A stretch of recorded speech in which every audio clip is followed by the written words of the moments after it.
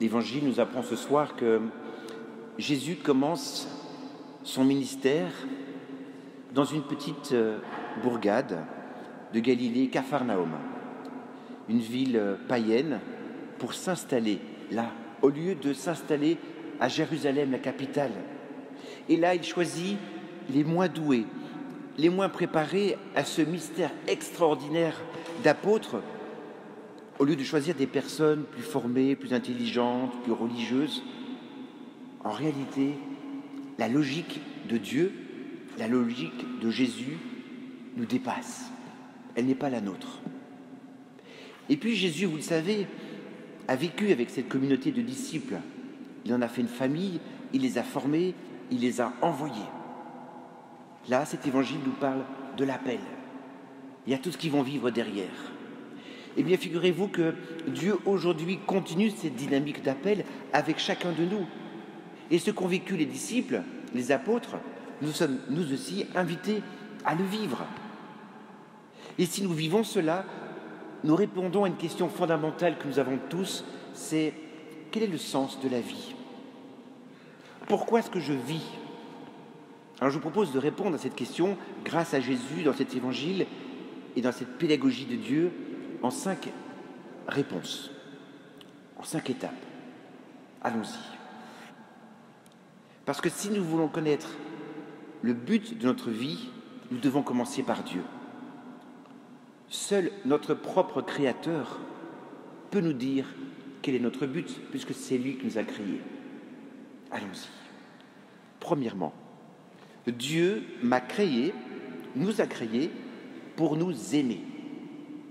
La parole nous apprend que Dieu est amour. La parole ne nous dit pas que Dieu a de l'amour, mais que Dieu est amour. Il n'est que amour. C'est l'essence même de sa nature. Si Dieu n'est qu'amour, il nous a créés dans ce but de nous aimer.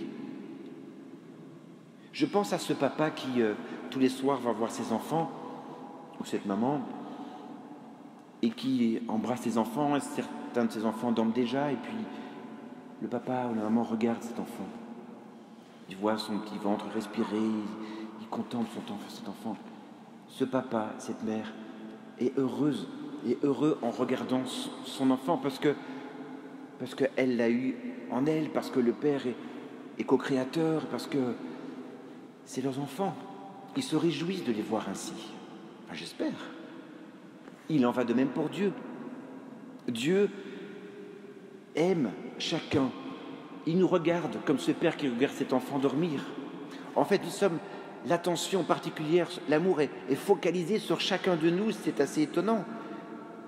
La raison en est qu'il nous a donné cette capacité d'aimer en retour, ce qui est bien différent des animaux. Un animal ne peut pas réfléchir, prier, répondre à l'amour de Dieu. Nous sommes créés à l'image et à la ressemblance de Dieu, donc nous pouvons aimer en retour ce Dieu qui nous a créés. Voilà le but de notre vie. Le premier but de notre vie, c'est de connaître Dieu et de l'aimer en retour. Rappelez-vous cette question qui a été posée à Jésus, la réponse de Jésus. Quel est le plus grand de tous les commandements? Et Jésus qui répond, bien, je vais résumer la Bible en 2 commandements. Tout d'abord, aime Dieu de toutes tes forces, de toute ton âme, de tout ton esprit, de tout ton cœur. Puis il y en a un deuxième. Aime ton prochain comme toi-même. La vie est une histoire d'amour. Si nous ne comprenons pas cela, nous allons rater le premier but de notre vie. C'est la chose la plus importante à savoir. Que Dieu nous aime à la folie. Et la chose la plus importante à faire, c'est de répondre à cet amour en retour. Chaque matin, je devrais me lever en disant « Bonjour Seigneur, bonjour Dieu, je veux te connaître et je veux t'aimer davantage. » Voici donc le premier but de notre vie. Mais la tragédie aujourd'hui pour beaucoup d'hommes et de femmes et de jeunes qui traversent la vie comme ça en manquant leur premier but parce qu'ils ne savent pas qu'ils sont aimés. Et la conséquence de cela, c'est l'inquiétude. Quand nous nous inquiétons, quand nous agissons comme si Dieu n'existait pas dans notre vie, comme si nous étions les seuls responsables de notre vie, sans avoir de l'aide, sans qu'il y ait un Père Céleste qui nous aime, sans que ces 7000 promesses dans la Bible ne puissent s'accomplir en nous, qui nous dit combien Dieu prend soin de nous.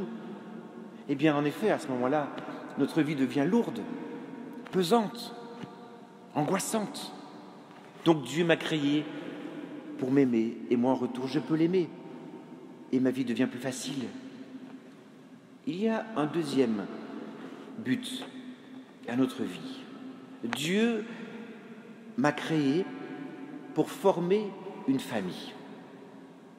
Tout comme les disciples ont été choisis par Jésus pour créer une communauté, une famille, eh bien Dieu me choisit, nous choisit pour former une communauté, une famille. Et Dieu a tout fait pour cela. Il a créé le cosmos, il a créé notre terre, il a créé notre planète, le ciel, la terre. Et puis cette planète qui est sur un axe, savez-vous que si elle dévie de 1 centimètre, nous allons brûler, et ou de l'autre, nous allons mourir de froid. Donc tout est bien ajusté au millimètre près pour que ce microcosme dans lequel nous vivons soit ajusté, pour que nous puissions vivre, dormir et aimer Dieu notamment. Et la première chose que Dieu a dit à Adam, il n'est pas bon que l'homme soit seul. Nous sommes faits pour être dans cette famille spirituelle. Et sinon, si je vis seul dans ma vie, c'est tellement dur. Alors c'est vrai que notre famille physique, je peux dire, devient aussi le lieu où j'apprends à aimer. En fait, il n'y a pas d'école de la famille. Il n'y a pas d'école d'amour. Il n'y a pas d'école, on apprend sur le tas et on fait beaucoup d'erreurs. Voilà pourquoi il est tellement important de vivre avec d'autres, de venir à la messe le dimanche matin ou soir, ou samedi ou le samedi soir, pour faire partie de cette famille spirituelle. Savez-vous qu'ici à Saint-André, il y a plus de 65 petits groupes qui se retrouvent comme ça, des fraternités. Et peut-être que si certains n'en font pas partie, posez-vous la question, c'est vrai, j'ai besoin de vivre avec d'autres, j'ai besoin d'être dans cette famille spirituelle, je suis trop seul dans ma vie. Si c'est le cas, venez me voir à la fin, on pourra en parler. Donc, le deuxième but de ma vie, c'est d'apprendre à aimer les autres. La famille, l'église, la paroisse sont ces laboratoires pour aimer les autres. Et figurez-vous que nous aimons davantage les autres quand c'est difficile de les aimer. Quand dans une fraternité, dans une paroisse, dans une famille, il y a quelqu'un qui a du mal à être aimé, nous avons du mal avec lui, cette personne-là nous oblige à mieux aimer. Parce que si je m'entoure uniquement des gens qui me ressemblent, c'est facile de les aimer. Mais quand ils sont différents de moi, là c'est plus compliqué, mais là c'est une belle école d'amour, c'est là que j'apprends à aimer, comme le Seigneur le souhaite. Regardez ce qu'a fait Jésus. Troisième raison pour laquelle nous sommes créés. Dieu m'a créé pour que je devienne comme le Christ. Une fois que nous avons compris cela, notre vie a beaucoup de sens. Parce que Dieu veut que nous grandissions spirituellement. Et il nous donne un modèle de perfection à imiter qui s'appelle Jésus. C'est le seul être qui est parfait. C'est le seul être qui nous a dit ce que c'est qu'être humain. Quand on regarde sa manière de faire, comment il a aimé, il est en contact, il a pensé, Voilà un exemple pour nous d'action concrète. Écoutez, Dieu est beaucoup plus intéressé par qui nous sommes que par ce que nous faisons. La raison en est que nous n'allons rien emmener au paradis. La seule chose ou la seule personne qui ira au paradis, c'est moi. Sans ma réussite matérielle. C'est nous. Et c'est la personne que nous serons devenus peu à peu parce que nous aurons grandi spirituellement et que nous allons ressembler à Jésus. Saint Paul aux Romains dit ceci, regardez sous vos écrans, « Ceux que d'avance il connaissait, il les a destinés d'avance à être configurés, c'est-à-dire à l'image du Christ, à ressembler au Christ, à son Fils, pour que ce Fils soit le premier-né d'une multitude de frères. » Autrement dit, notre exemple. Le plan de Dieu est que chacun de nous devait être de plus en plus semblable à Jésus. Mais si nous regardons cette vie de Jésus, nous apercevons qu'il a traversé énormément de difficultés, qu'il était seul, qu'il était incompris, qu'il était tenté, qu'il était découragé, qu'il a voulu abandonner. Et si Dieu a laissé son Fils vivre tout cela, à plus forte raison, il le fait aussi pour chacun de nous. Pourquoi ? Parce que Dieu est plus intéressé, je répète, par notre caractère que par notre confort de vie. Mais le confort de vie, ça ce sera pour plus tard, ce sera pour l'éternité. Ici sur terre, c'est la salle de classe de vie, où nous devons apprendre à vivre, à aimer et à traverser les difficultés comme le Christ. Nous ne sommes pas épargnés, même si nous sommes chrétiens. En revanche, nous avons quelqu'un qui nous aide à traverser toutes ces difficultés, le Christ. Très bien, alors à quoi ressemble ce Christ ? Eh bien, dans la lettre aux Galates, au chapitre 5, verset 22, il faudrait connaître ça par cœur, Paul nous parle des fruits de l'Esprit Saint. Il y en a 9. Donc si vous voulez savoir comment est le Christ, regardez ces 9 qualités, je pourrais dire, qui sont les fruits de l'Esprit Saint.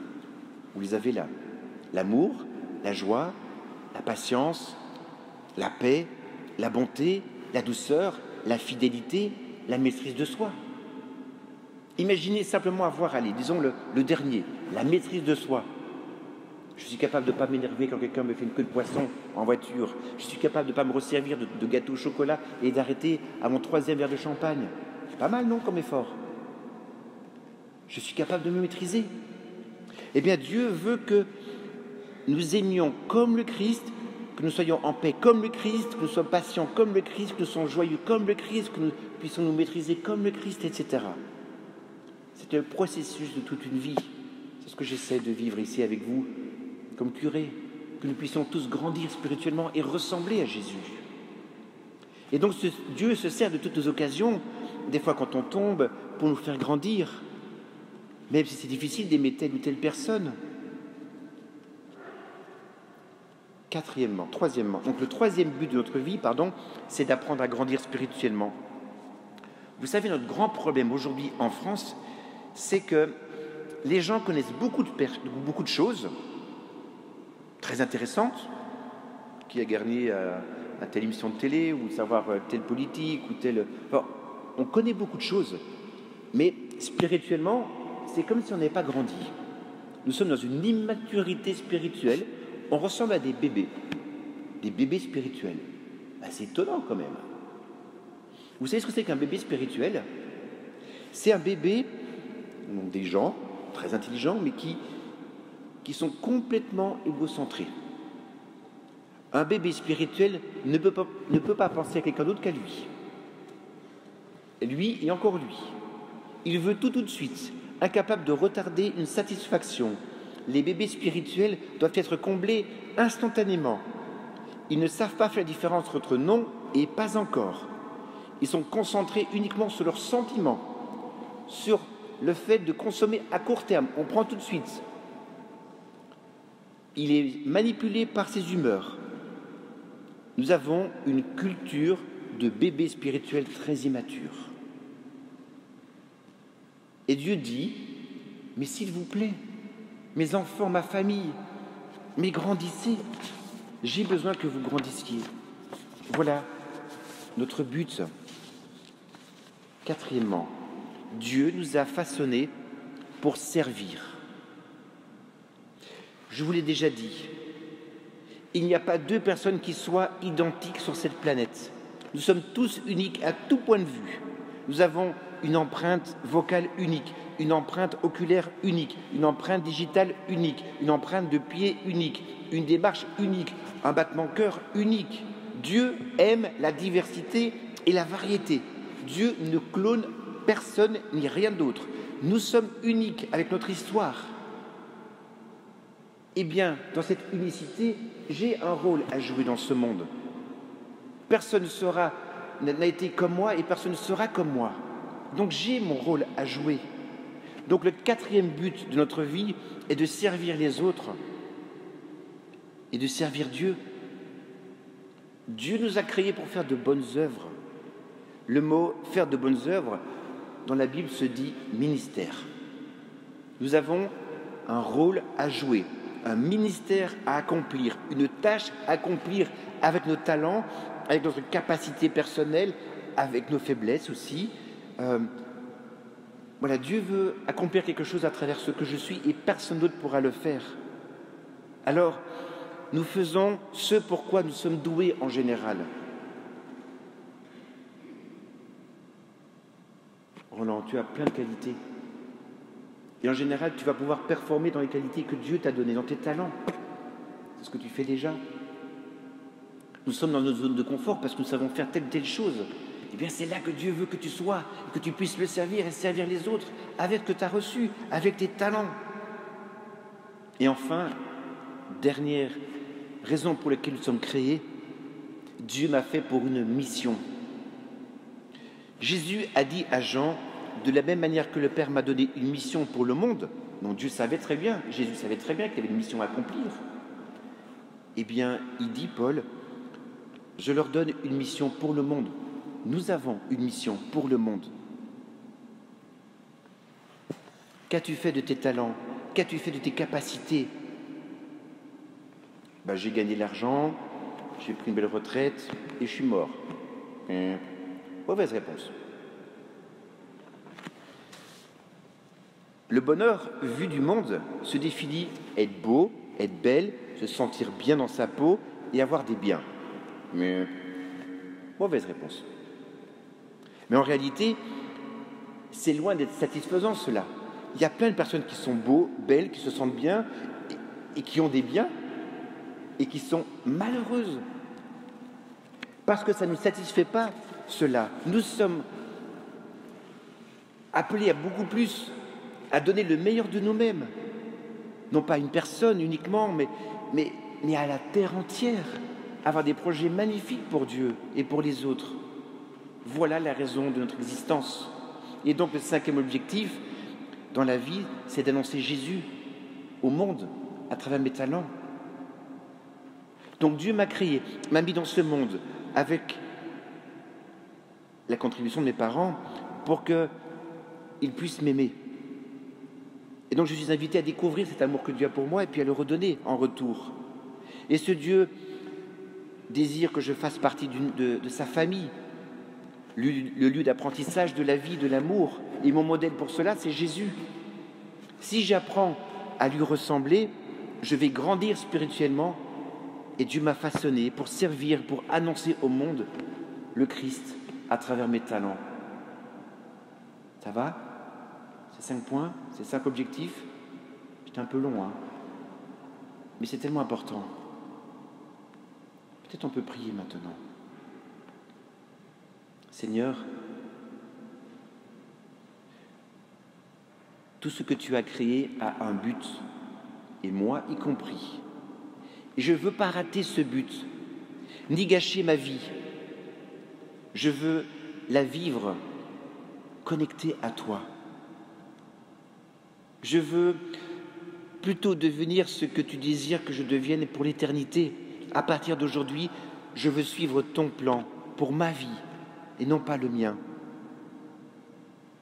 Tu m'as fait pour une relation personnelle avec toi, alors je veux apprendre à te connaître, à t'aimer, à te faire confiance.